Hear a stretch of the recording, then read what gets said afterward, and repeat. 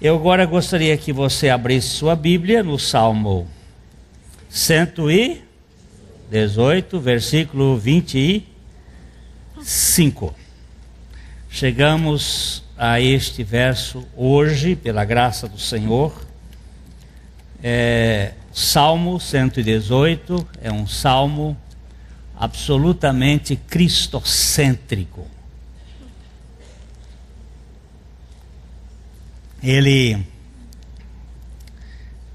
fala, ele transpira, ele manifesta a pessoa de Cristo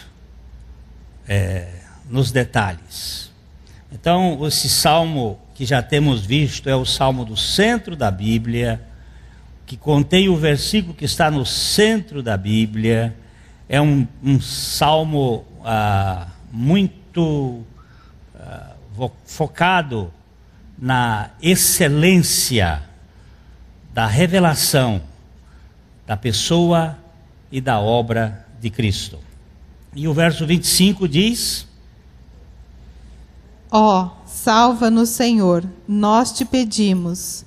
Ó Senhor, concede-nos prosperidade. É o que te pedimos, Senhor, é que nos salves e nos concedas largueza, amplitude, libertação, prosperidade. Amém. Esse clamor gritante é um clamor, ó Senhor. Ele pressupõe um governante, um Senhor e um Salvador, capaz de salvar e governar vidas em lutas existenciais e angústia emocional. Ele é um grito. Depois que o salmista diz assim, que a pedra que os construtores rejeitaram, esta veio se tornar a pedra do top, a pedra que segura todas as outras pedras, aquela pedra que está apoiando toda a construção. Ele grita, é um clamor: ó Senhor, salva-nos, ó Javé, salva-nos, salva-nos das nossas angústias, das nossas necessidades emocionais. A mensagem do Natal, e hoje, por sinal, nós estamos em plena comemoração fora do tempo. Como fora do tempo? Porque Natal não aconteceu no mês de dezembro, como é comumente. Só a partir do ano 325 é que se veio comemorar Natal. Mas ele não era comemorado no dia 25 de dezembro, antes de Teodósio. Ele foi comemorado em outras datas, até 6 de janeiro, ainda hoje é comemorado pelos ortodoxos, que é o dia de Santos Reis. Mas o Natal, com certeza, não aconteceu no final do ano. Ele deve ter acontecido entre os meses de setembro, por aí assim, outubro no máximo. Ele está fora de época, mas essa comemoração vem em consequência de Dionísio, o deus barrigudo, buchudo, embriagado do panteão grego. Tem nada a ver com o nascimento do Messias. Entretanto, é uma data convencionada pela igreja há anos e que vem sendo comemorado. Não vamos discutir o fato de que ele veio. E quando ele veio trazendo uma boa notícia. Ele trazia uma expectativa de salvação. E nós podemos ler em Lucas, no capítulo 2, nos versos 10 e 11, uma assim, pala de uma coisa doce que os anjos estavam anunciando a um grupo de pastores que pastoreavam os seus rebanhos lá nas vigílias da noite da Palestina. Essa é uma das razões porque não poderia ser no mês de dezembro, porque no mês de dezembro não tinha pastor pastoreando nas vigílias da noite, nem que a vaca tossisse, porque era época de frio, e eles estavam com as ovelhas guardadas nos seus redis bem comodamente, e não pastoreando na noite. O anjo, porém, lhes disse: não temais, eis aqui vos trago boa nova de grande alegria, que o será para todo o povo. É que hoje vos nasceu, na cidade de Davi, o Salvador, que é Cristo, o Senhor. Até o verso 12. E isto vos será de sinal: encontrareis uma criança envolta em faixas e deitada em manjedoura. A notícia do anjo era, eles ficaram apavorados porque qualquer visão extranatural traz espanto. Não fiquem aí apavorados, que eu tenho uma notícia muito alvissareira, que é uma notícia de júbilo, de alegria. É que nós temos na terra um Salvador. Este Salvador é Cristo, o Senhor. Salvador e Senhor são duas realidades.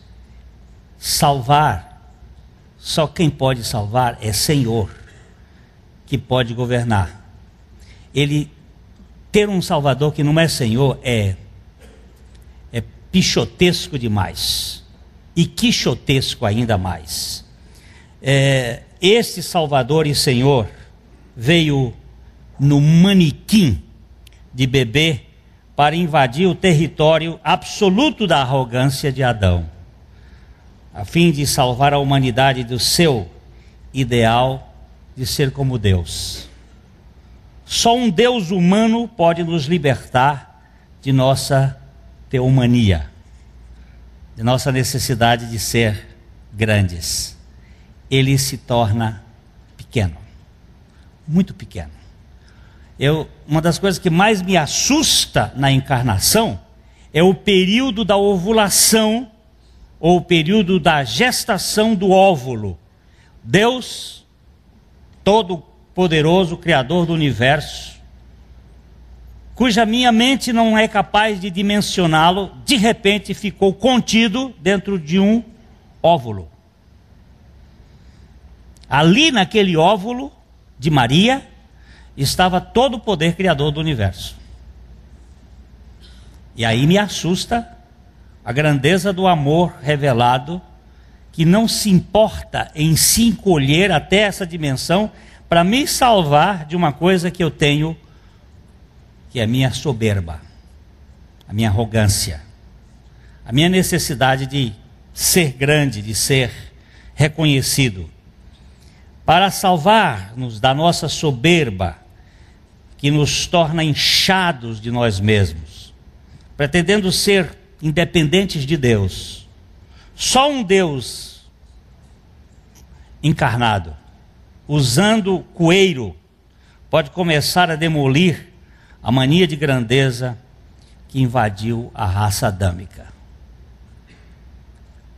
Eu me assusto em pensar em Maria dando de mamar o Criador dela. Me assusta pensar que aqueles 340 elementos que estavam no leite de Maria iriam nutrir aquele que criou todos os elementos nutrientes.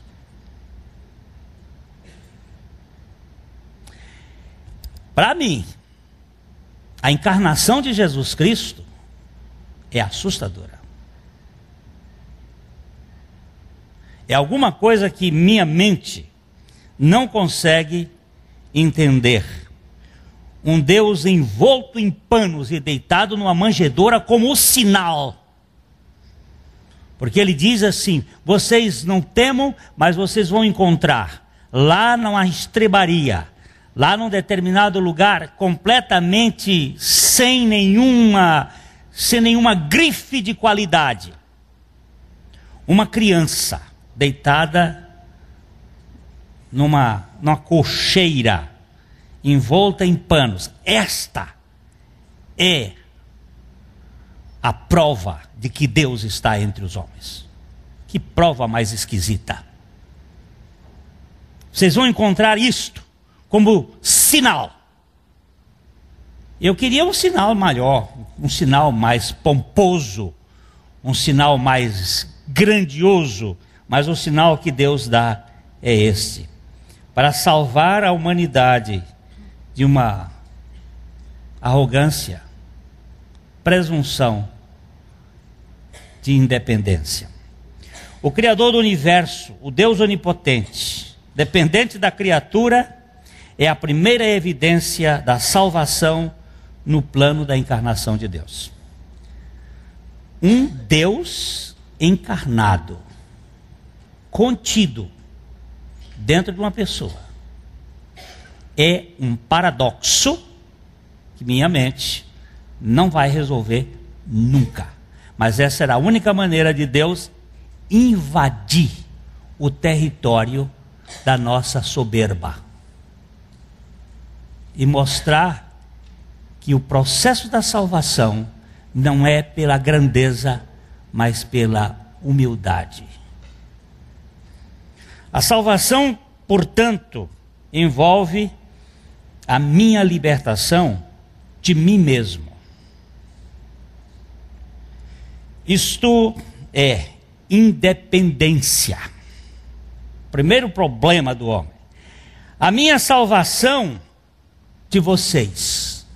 Eu preciso ser salvo de mim e eu preciso ser salvo dos seus olhos, da sua opinião, do que você pensa de mim.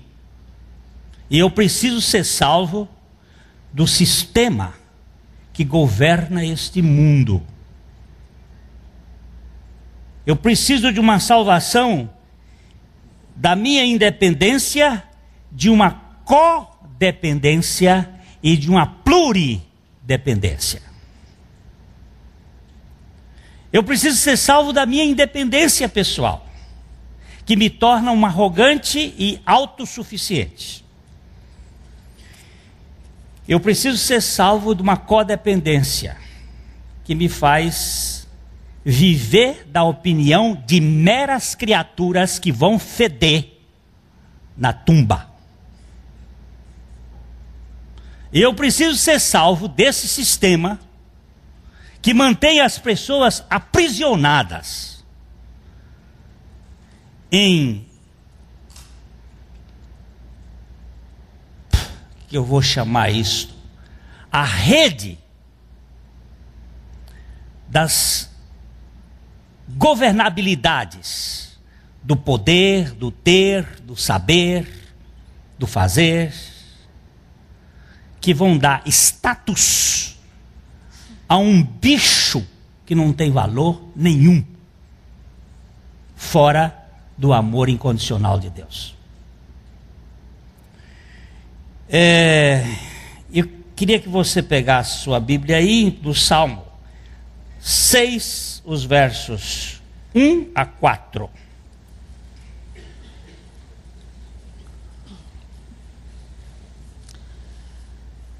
Senhor, não me repreendas na tua ira, nem me castigues no teu furor. Tem compaixão de mim, Senhor, porque eu me sinto debilitado. Sara-me, Senhor, porque os meus ossos estão abalados. Também a minha alma está profundamente perturbada. Mas tu, Senhor, até quando?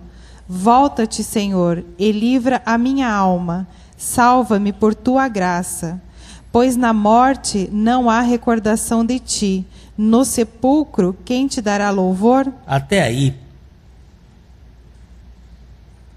Depois eu vou pedir que os textos bíblicos pudessem ser colocados, tá? Senhor, não me repreendas na tua ira, nem me castigues no teu furor. Tem compaixão de mim, Javé, porque eu me sinto debilitado. Sara-me, Javé, porque os meus ossos estão abalados, também a minha alma está profundamente perturbada. Volta-te, Javé, para mim, para a minha alma, e salva-me por tua graça. Salva-me de quem? De quê? Acho que a primeira questão da salvação é de mim mesmo. Eu preciso ser salvo de mim, da minha mediocridade.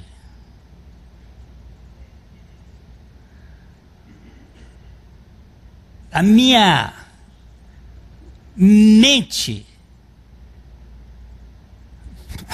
Estou aqui lembrando de Washington Carver,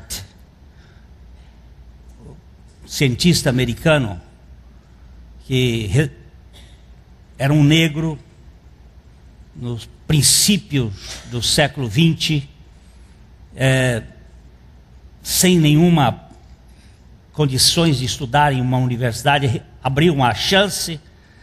Ele queria estudar astronomia, mas ele achou que a astronomia era muito grande para a cabeça dele.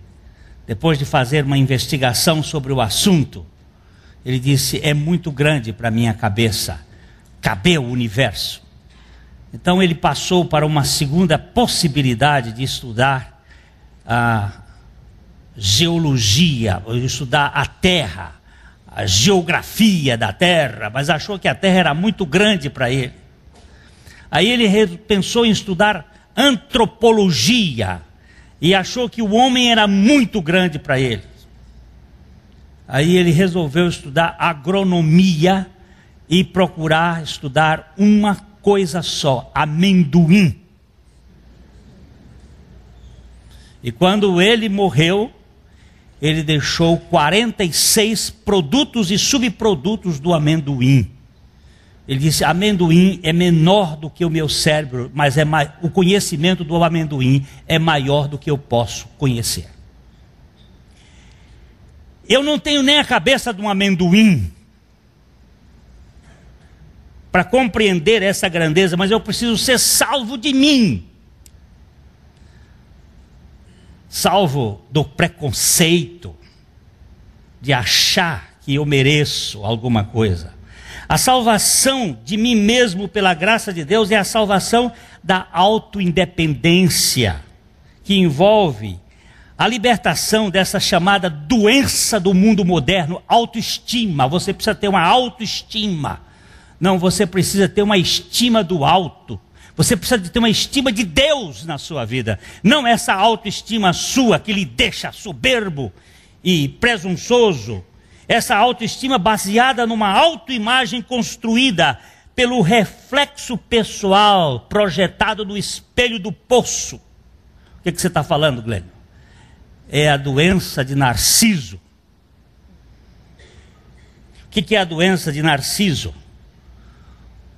Narciso, vocês sabem, é uma das lendas mais contadas da mitologia. Um homem lindo, tão lindo, que todas as ninfas se apaixonaram por ele. Mas o orgulho de Narciso era insuportável. Porque ele era perfeito do pé à cabeça. Ele era um Apolo, ele era lindíssimo. A Eco, coitada da Eco, ficou louca pelo Narciso. Mas ele não deu a mínima bola para a pobre da Eco. Mas foi a única que perdurou junto a ele no poço. Porque quando ele dizia, ai, ela respondia bem fraquinho, ai, ai, ai. Daí o Eco continua gritando. E Narciso, cansado de certo dia de fazer a sua caçada, chegou a um poço cristalino e olhou no poço. E quando ele olhou no poço, ele se enamorou dele mesmo. Tão lindo. E ele começa a se admirar.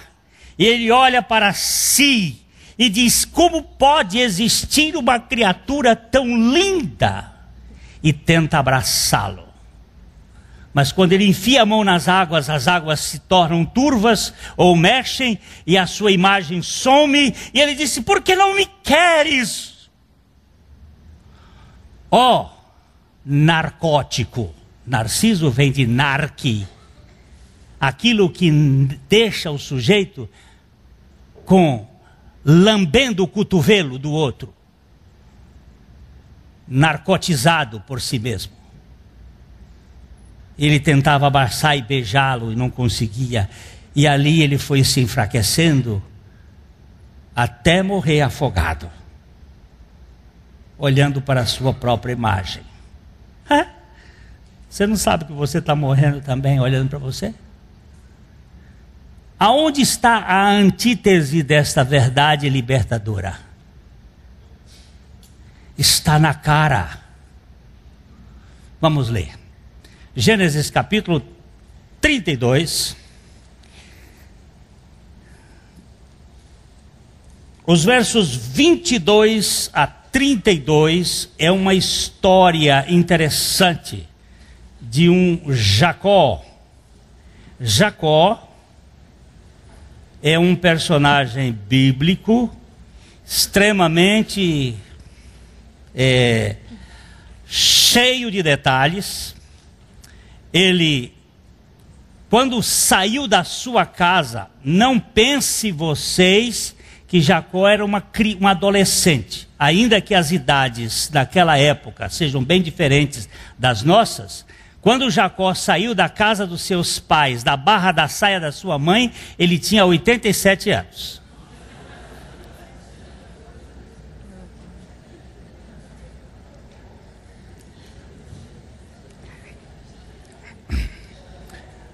E quando ele teve a libertação, ele estava com mais de 107 anos de idade. Quando ele viu a face de Deus, que chama-se Peniel, não a sua face refletida na água, mas a face de Deus refletida na sua face. É isso que significa Peniel. Então vamos ler a partir do verso 22.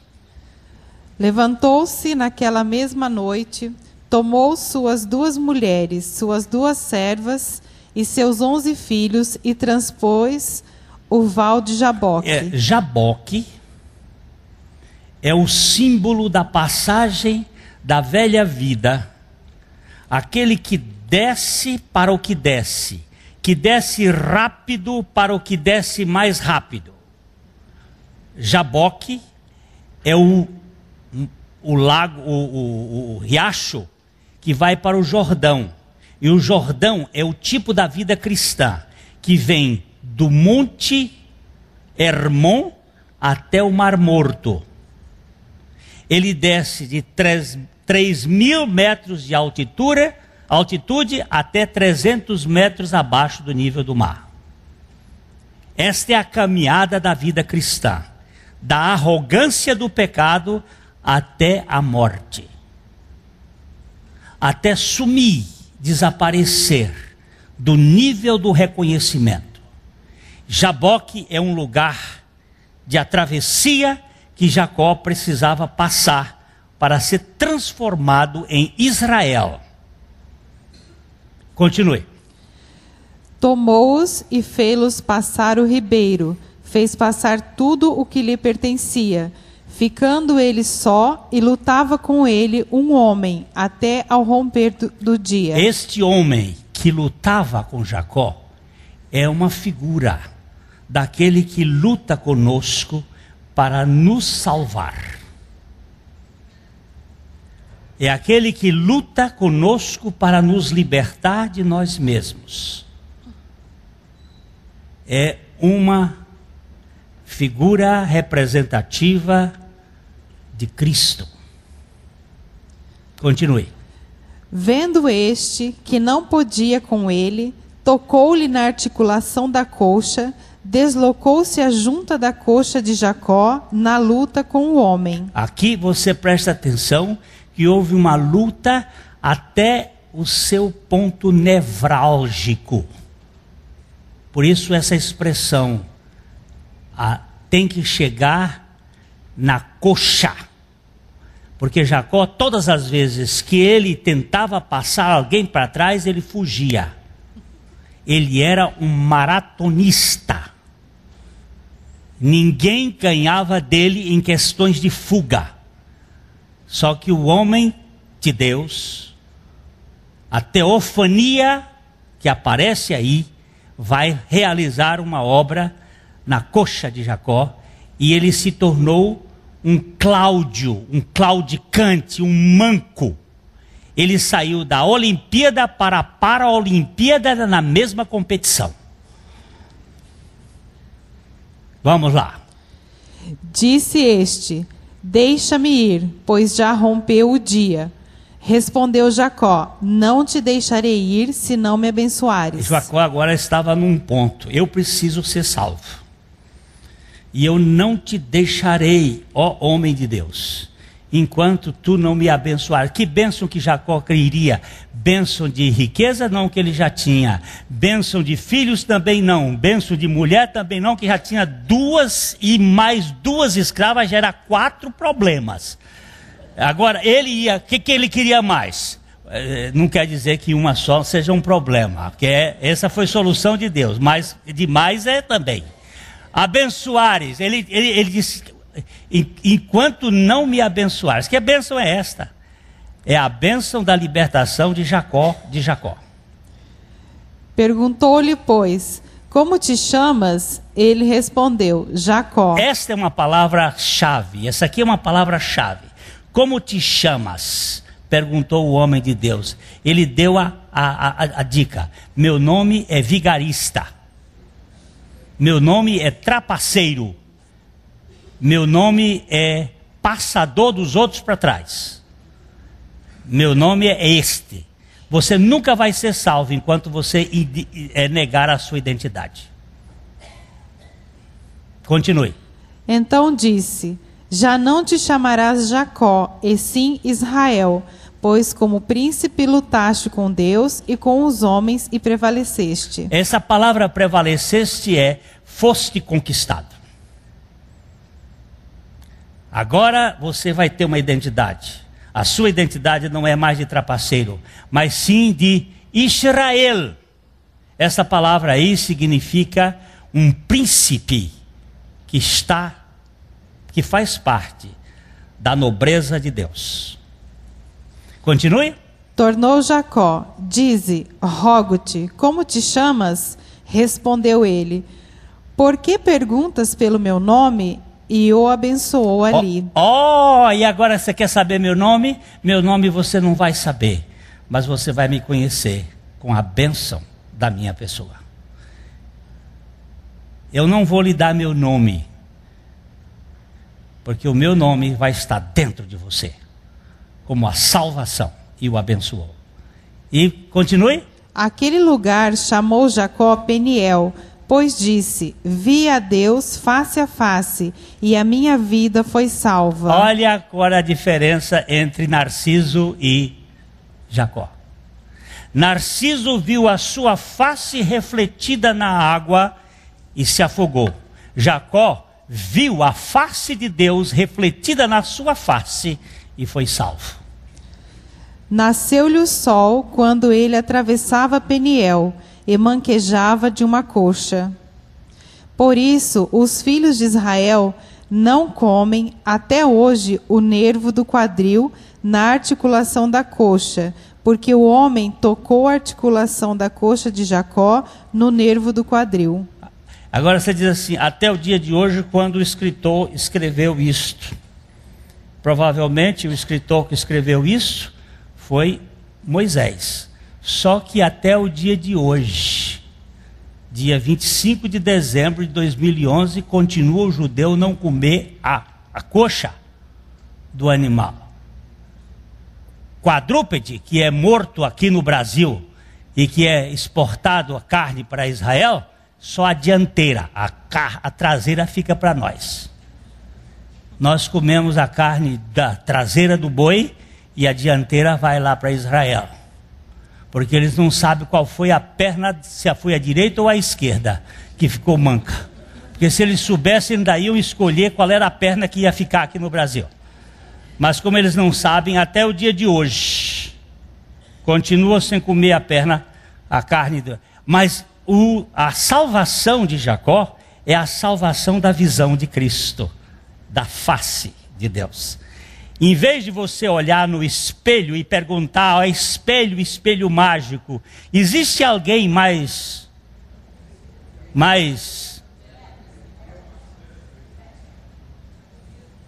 Aí você diga mais o quê? Imbecil do que eu? Você olha para a face de Cristo e diz, Senhor, existe alguém mais amado do que eu na terra?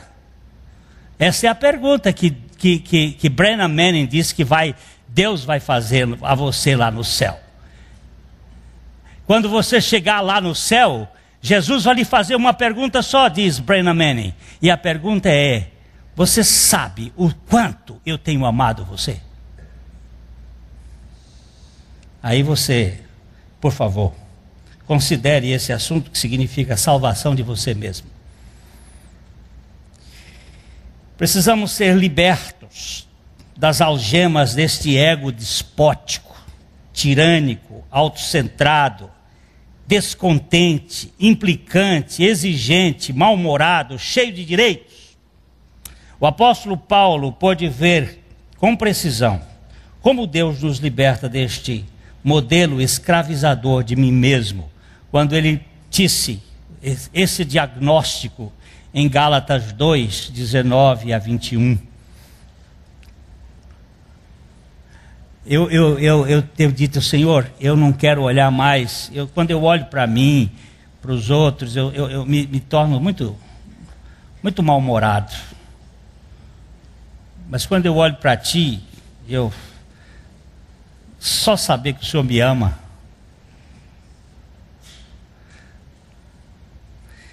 Tem um texto que Mozart compôs uma música e colocou essa letra: ó face ensanguentada, de tanta dor passando, com amor tremendo me atraindo, ó face ensanguentada, como posso eu deixar de olhar para Ti? Isto é amor. Você sabe por que eu e você estamos sofrendo? Porque nós não temos consciência de um amor incondicional. Nós estamos negociando amor de presente de Natal. E quando você recebe um pijama, quando já é velho, ou um chinelo, você fica pensando assim, estão já dizendo que eu tenho que arrastar o pé e caminhar para a sepultura. Ainda bem que os meus não me deram isso. Mas eu ouvi a crítica de um velho dizendo, no Natal só me dão pijama. Porque eu, mediante a própria lei, morri para a lei, a fim de viver para Deus. Estou crucificado com Cristo. Logo já não sou eu quem vive, mas Cristo vive em mim. E esse viver que agora tenho na carne, vivo pela fé no Filho de Deus, que me amou e a si mesmo se entregou por mim. Não anulo a graça de Deus, pois, se a justiça é mediante a lei, segue-se que Cristo morreu em vão. Eu quero que volte um pouquinho para o verso 19, quando ele começa dizendo, porque eu, mediante a lei, a própria lei, morri. Foi a lei que exigiu que eu morresse para a lei, para viver para Deus. Eu estou crucificado com Cristo. Eu estou crucificado com Cristo. Isso foi só para Paulo? Isso é um texto que deve ficar lá nos anais da história e ficar plantado lá, ou ele pode ser atualizado? Eu estou crucificado com Cristo. Qual é o verso seguinte? O que é que ele diz? Logo, isso é uma conclusão. Já não sou eu quem vive, mas é Cristo que vive em mim. Que face é esta que está aí na minha face? Que rosto é esse que eu vejo que pode fazer mudança e não tentar abraçá-lo, mas ele me abraçar com o seu amor tremendo? É a salvação de mim mesmo. De quem você foi liberto? Eu fui liberto de mim. Senhor, eu quero ser. Não olhar mais para os meus direitos, para as minhas vantagens. Fui amado. A segunda questão da salvação implica na salvação da libertação da doença da codependência. Se formos salvos da heteronomia, não só da autonomia, mas da heteronomia, isto é, dos outros ditarem as regras de nossa conduta pessoal, então nós estamos sendo salvos da escravatura mais sufocante, a salvação da opinião alheia, do legalismo religioso. Você ser liberto. Alguém me disse assim: Pastor Glenn, eu posso vir à igreja de bermudas? Digo, meu filho, você é livre para você viver, desde que você não escandalize os outros. Agora, há alguns anos atrás, todo pastor tinha que andar de terno e gravata. Isso vem do reino, assim como a pimenta do reino vinha de Portugal. A roupa também vinha de Portugal, e nós tínhamos que andar segundo a roupa do reino.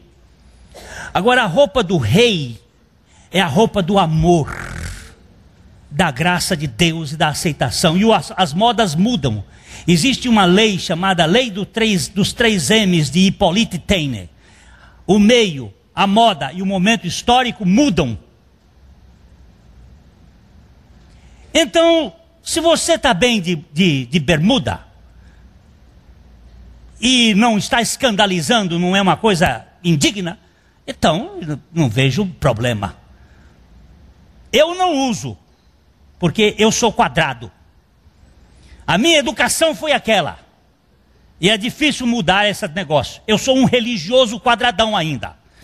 Haverá um dia que eu terei o privilégio de vir de bermuda pregar.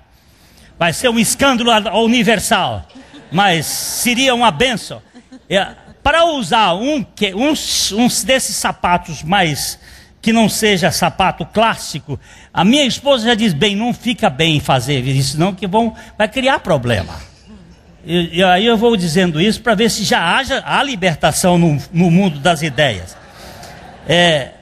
Mas o fato é o seguinte: nós precisamos sair dessa escravatura de que o homem vale pela roupa que ele veste, pelo relógio que ele usa, pela grife que ele tem, pelo não sei o que. Ele não é a opinião das pessoas.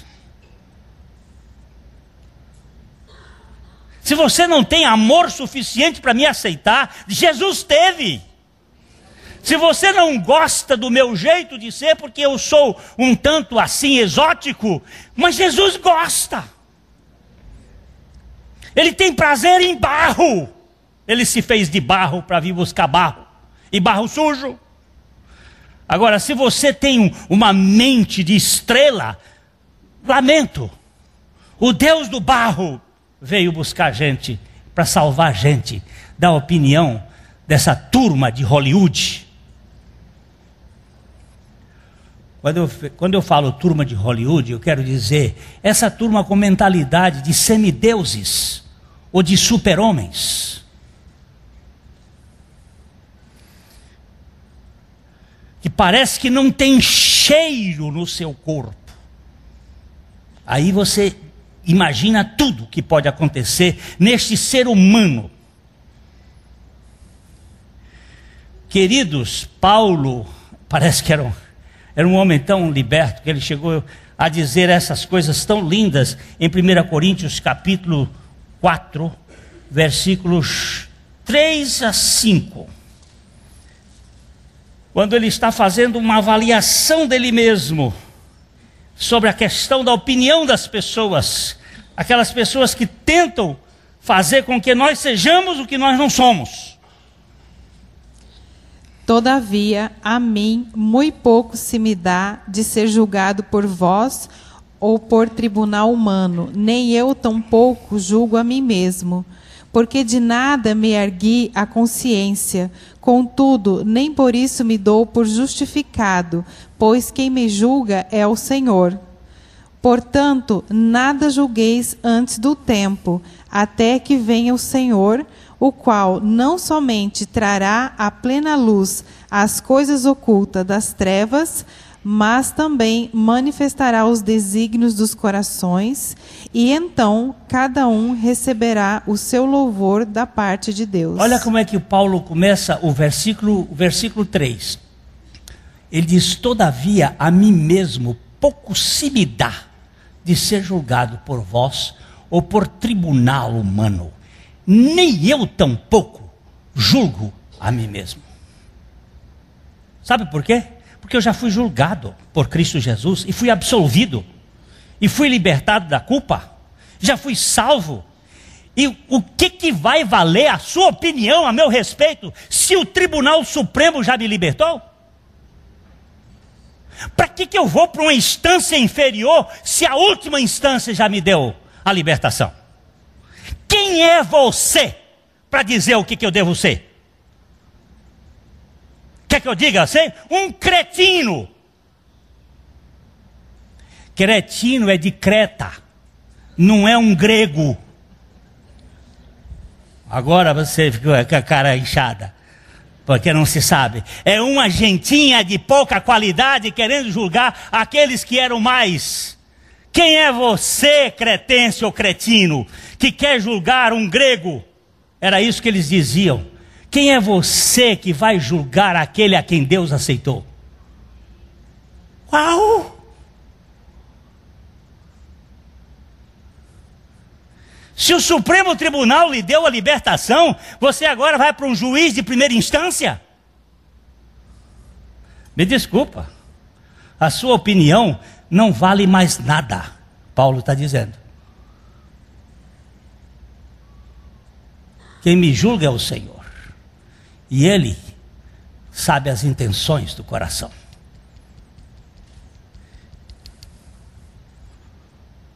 Ele vai julgar direitinho. É o versículo seguinte, ó, o outro, ó, porque de nada me argui a consciência, contudo nem por isso me dou por justificado, pois quem me julga é o Senhor. E seguinte, portanto, nada julgueis antes do tempo, até que venha o Senhor, o qual não somente trará à plena luz as coisas ocultas das trevas, mas também manifestará os desígnios dos corações. E então cada um receberá o seu louvor da parte do Senhor. Ele não diz que receberá a sua crítica. Toma na cara. Tem gente que está só esperando, dizendo assim: qual vai ser a bomba? Ele diz: qual vai ser o meu amor? Você não conhece? Tudo já foi julgado. A salvação também nos liberta, não só de nós mesmos, mas também de você. Você não tem nada a ver com a minha vida, no sentido de que eu estou dando contas diante de Deus, e vou dar conta diante dele, e cada um será julgado pelo Senhor. Mas também a salvação nos liberta da pluridependência vinculada a este sistema dominante do mundo. O ser humano no pecado ficou sujeito aos poderes cosmocrátares que governam este mundo. Mas em Cristo crucificado nós fomos libertos da dominação do ter, do poder, do fazer, do saber, para ganharmos a dimensão de sermos filhos de Deus. O que vale mais? Ter muito ou ser filho? Saber muito ou ser filho? Fazer muito ou ser filho? O que vale? Parece que Paulo entendeu isso e disse assim: longe de mim esteja a gloriar-me, senão na cruz de nosso Senhor Jesus Cristo, pela qual o mundo está crucificado para mim e eu estou crucificado para o mundo. Eu não estou dependendo desse sistema para viver a minha vida. Não é o que as pessoas vão validar, não são os títulos, não são as condições. Doutor. O que significa ser um doutor neste mundo? Significa uma pessoa que tem certos conhecimentos. PhD, sim, e daí? Vocês conhecem aquela história que já está cansada de ser contada, mas do cara que foi estudar fora e fez matemática, fez um bocado de curso e estava voltando para a terra para visitar na época do Natal, devia ser. E quando estava lá, o rio cheio, lá nas Minas Gerais, o rio cheio, tinha que atravessar. Lá vai o homem conversando, ele pergunta para o canoeiro: o senhor já estudou matemática? Não, senhor. O senhor já perdeu tanto da vida? O senhor estudou filosofia? Não, senhor, não sei nem que palavra o senhor está dizendo. Então o senhor já perdeu mais um outro terço da vida. E aí o senhor sabe tal coisa? Nunca ouvi falar. Aí de repente um pau bateu na canoa, a canoa bambirou, ele virou assim: doutor, o senhor sabe nadar? Ele disse: não, então o senhor já perdeu a vida toda. Aqui é a história. O que você está sabendo? O que você sabe é importante? É importante, mas é essencial? Você sabe que Jesus Cristo desceu para buscar você? E Ele veio para buscar aquele que não presta? Você sabe que Ele morreu uma morte que não era dele? Que aquela morte era sua, que Ele incluiu você naquela morte, que Ele levou todos os seus pecados, que Ele perdoou você, que Ele levou você para morrer com Ele. Você sabe disto? Não é se você tem conhecimentos maravilhosos, mas é se você tem essa libertação desses sistemas que aprisionam a gente. Uma vez libertados da independência presunçosa, desta codependência viciosa, porque essa codependência é muito doentia,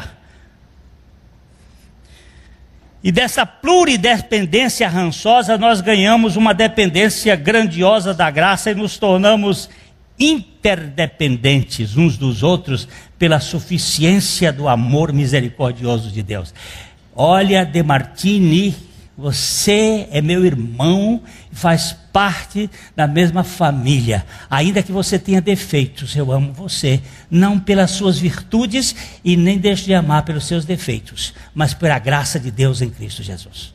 Isso aí vai tornar uma interdependência saudável, respeitosa, amorosa, reconhecida. E isto traz muita libertação.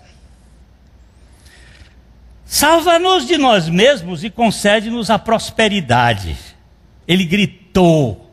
A pedra que os construtores rejeitaram trouxe salvação e prosperidade. Esta salvação de Deus alarga a nossa alma e nos torna prósperos.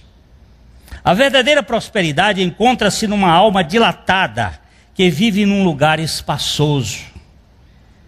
É preciso férias espirituais para gozarmos de prosperidade psíquica. Gente comprimida, apertada, dentro de doutrina religiosa, cujo tamanho do cabelo é capaz de impedir que o sujeito tome o cálice do Senhor. Pessoas que vivem em cubículos, em guetos emocionais, em doutrinas religiosas que não dão largueza, como nos disse o Salmo logo no início. Afinal de contas, o Senhor nos trouxe para um lugar espaçoso, onde eu posso nadar de peito aberto, e não naquelas raias apertadas da competição. Por favor, meus irmãos, não me ponha em lugar apertado. Esses sítiozinhos pequenininhos para mim não servem. Eu sou como aquele mineiro que estava morando, dizendo assim: eu estou morando num lugar muito apertado, o vizinho está uma légua de distante, o outro com a meia légua, o outro a légua e meia, eu estou muito apertado, eu quero ir para o Goiásão, porque lá tem largueza. Que era largueza? Era pelo menos umas 5 léguas de distância de um para o outro. Não vem com essa religiãozinha michuruca de comportamentalismo para mim, que não pega não. Eu quero ter o cabresto solto da cabeça, como o profeta Oséias disse. Ele se inclinou para mim e tirou a corda que me prendia, e me soltou e me deu de comer, e me deixou em liberdade. Todas as coisas me são lícitas, mas nem todas as coisas me convêm. Não convém por quê? Porque Deus não é glorificado, não porque eu sou prejudicado. Não está voltada para o meu umbigo, está voltada para a glória dele. Ô Gaio, filho meu, dizia João, capítulo 3, capítulo 1, a terceira, capítulo só tem um capítulo, terceira epístola de João, Gaio, verso 2. Terceira João, ele está falando de um senhor Gaio, um discípulo dele. Amado, acima de tudo, faço votos por tua prosperidade e saúde, assim como é próspera a tua alma. Ele está escrevendo assim: ó Gaio, meu filhinho amado, eu estou orando pela tua prosperidade e saúde, assim como é próspera a sua alma. Como é que é uma alma próspera, meu irmão? Eu conheço gente próspero economicamente, mas eu estou querendo saber como é que é próspera uma alma. Há muitos que veem a prosperidade apenas em termos financeiros. Aquele fulano está bem de vida. O que significa estar bem de vida? Ah, ele tem bastante. Ah, é isso? Essas pessoas que têm prosperidade monetária pode ser apenas uma expressão de uma pobreza extrema. Foi John Rockefeller, o pai deste chefe do poder absoluto do mundo hoje, do Davi. O velho, quando era crente, ele era crente, o filho não. O velho disse assim: a pessoa mais pobre que eu já vi no mundo só tem dinheiro.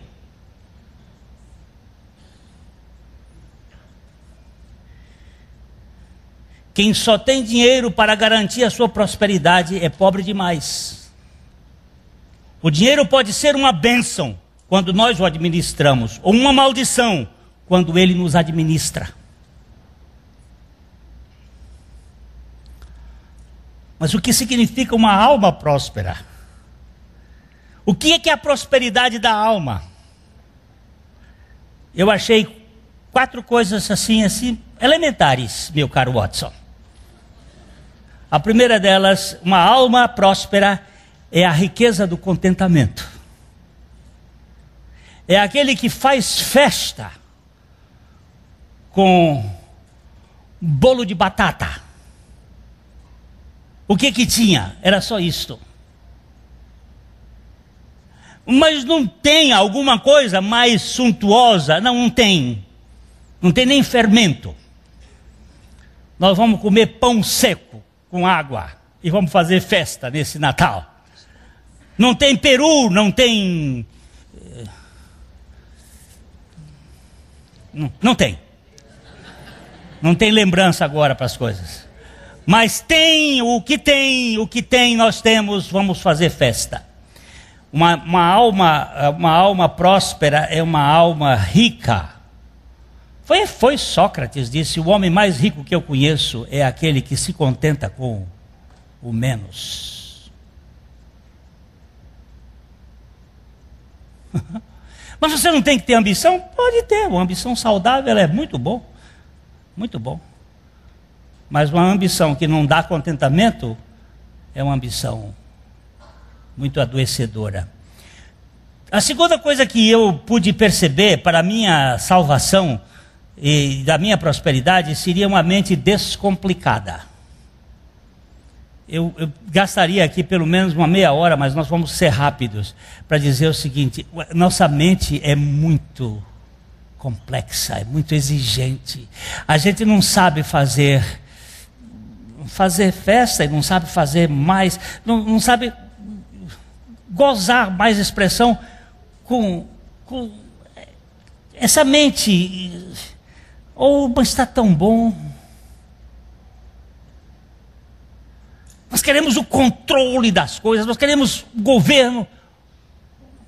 Meu filho me disse uma coisa, foi hoje.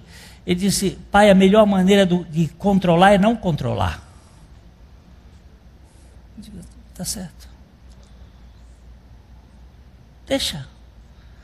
E assim eu vejo, deixa Deus governar, deixa Deus governar. A menininha no navio, o navio, sol, vento, sol para lá, e a menininha empurrando um balanço. Uma senhora apavorada gritou: menina, você não está com medo? Ela disse: eu não. E por que você não tem medo, menina? O navio está em perigo. Meu pai é o capitão desse navio. Na sua ingenuidade, o seu herói governava o navio. Era um navio que poderia só sobrar. Só que meu pai está dirigindo o mundo. Por que eu vou ser tão complicado assim? A terceira coisa que eu achei muito importante para uma alma próspera seria a largueza dos afetos. Ter afetos mais largos, não tão medíocres, não tão tacanhos, não tão fechados, não tão restritivos. Afetos mais... Eu vi uma cena de um grupo de repórteres na rua, e eles chegavam e iam andando assim, abriam o braço para as pessoas saíam fugindo para o lado, e eles iam assim, abriam o braço para a pessoa fugia para o outro lado, e aí ele encontrou uma senhora, quando ela abriu o braço, ela abriu também, e disse assim: que bom encontrar gente que abraça a gente. Por que a gente foge? Porque a gente é restritivo, tem medo. Nós ficamos apertadinhos dentro do nosso gueto, da nossa religiosidade, do nosso sisteminha. Nós não abrimos o braço e diz assim: cara, nós temos um Salvador que veio para buscar gente como você e eu. Qual a última questão que eu achei de uma alma generosa, uma alma próspera, é a liberalidade generosa.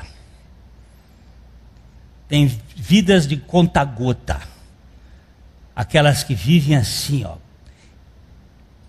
pipipi, aquela vidinha miúda. Generosidade, liberalidade, sem interesse. E aí ela sai e entra. Entra um rião de alegria, de contentamento. Eu disse outro dia para o meu irmão: olha, querido, eu ainda estou sendo abençoado pela generosidade da minha mãe e de meu pai. Pais generosos e liberais que foram.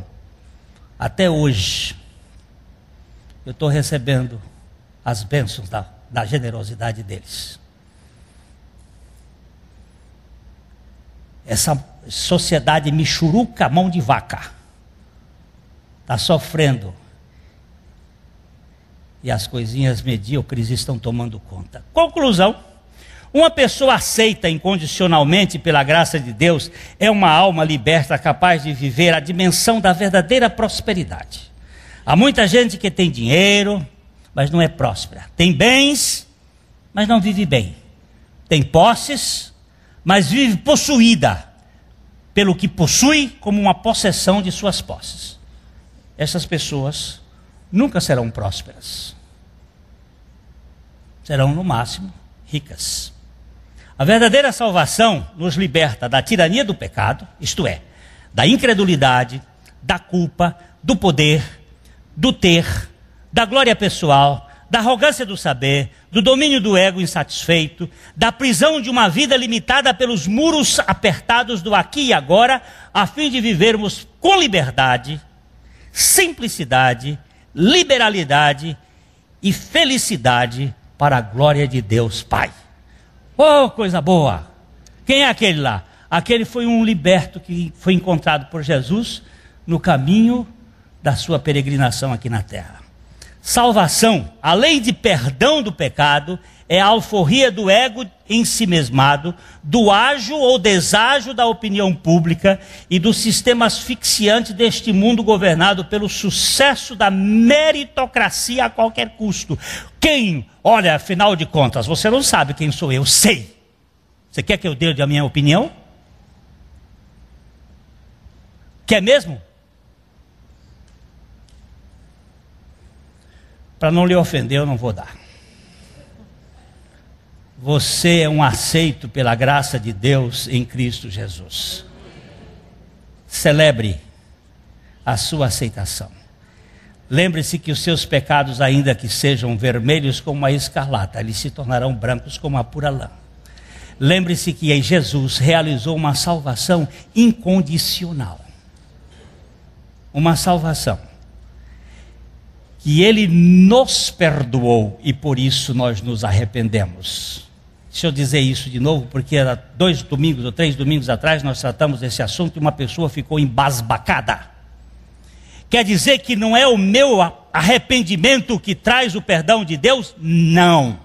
É o perdão de Deus que traz o seu arrependimento. Porque se fosse o seu arrependimento que produzisse o perdão de Deus, o seu arrependimento seria moeda de troca, não seria graça. Deus te perdoou incondicionalmente, e por causa desse perdão incondicional, você é conquistado pela graça de Deus, convencido pelo Espírito Santo a se arrepender por graça e sobre graça. É um Deus misericordioso para com o indigno. Por isso o Evangelho não enche igrejas, mas enche coração de satisfação. Evangelho não faz multidões, porque nas religiões fazem multidões, porque elas apresentam troca e as pessoas querem trocar, negociar para receber. Evangelho não. Ele traz corações cheios, mas muitas vezes lugares vazios, mas de gente satisfeita, gente plena, porque salvação é isto. Ó pequenino rebanho, o Pai agradou dar-vos o seu reino. Descanse na suficiência de Cristo. Este é um Natal de presente. O presente é Cristo na sua vida. Isso faz sentido. Isso me deu muita alegria de dizer: salva-me, Senhor, e faze-me próspero com a tua prosperidade. A mensagem que você acabou de assistir faz parte do Ministério de Comunicação Palavra da Cruz. Temos um grande acervo de estudos bíblicos em áudio e vídeo. Distribuímos também, gratuitamente, o jornal mensal Palavra da Cruz. Entre em contato conosco pelo fone fax 0 operadora 43 3322 3037 ou pelo e-mail com@palavradacruz.com.br. Visite-nos também pelo site www.palavradacruz.com.br. Graça e paz.